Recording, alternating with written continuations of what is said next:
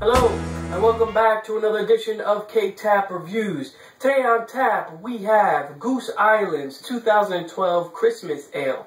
I had the opportunity to pick this beer up this past weekend by chance. I never even knew that Goose Island had a Christmas Ale. I have been, drinking Anchor Steam's Christmas Ale for the past, I don't know, four years now.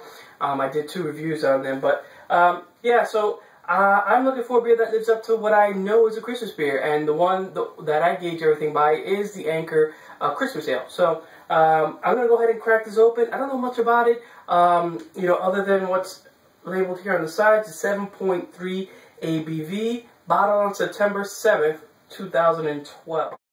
Alright, so let's get this cracked open here and see what it has for us in terms of appearance, smell, taste, and an overall verdict on the beer. Let's go ahead.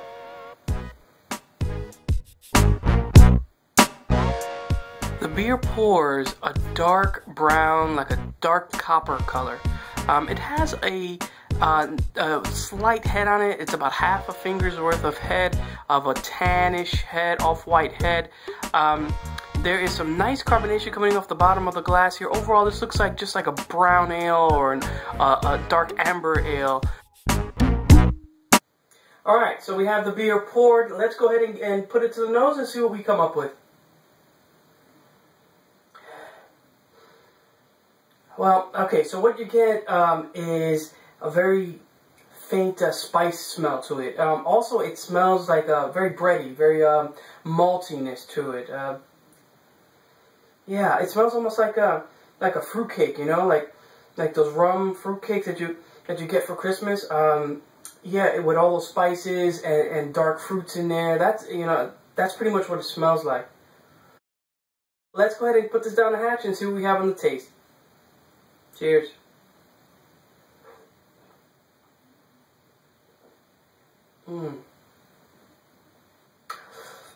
Wow.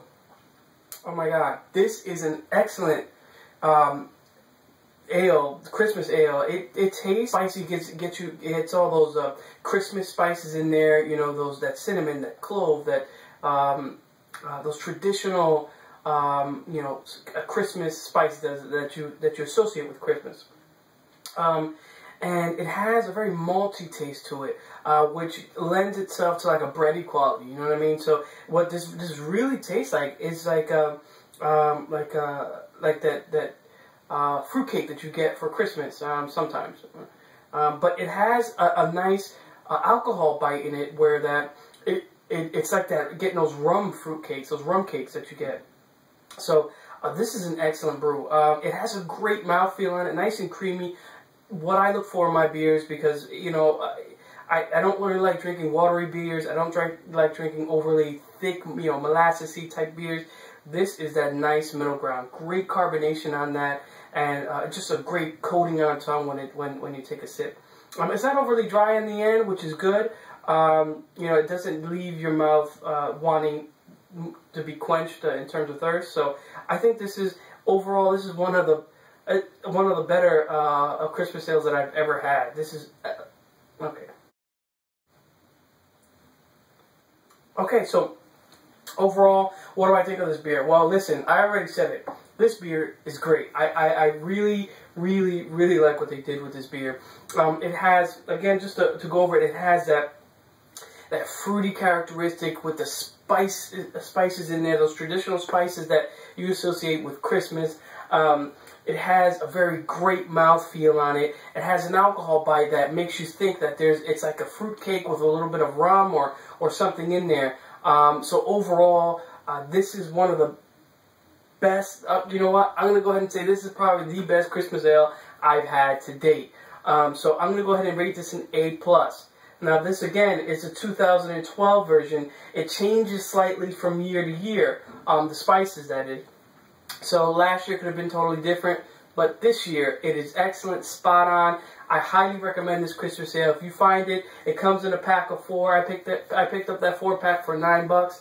If you can find it, please pick it up, and you will probably love this beer just as much as I do. Well, if you love fruitcakes and you love, you know, very spicy rum cake beers thing.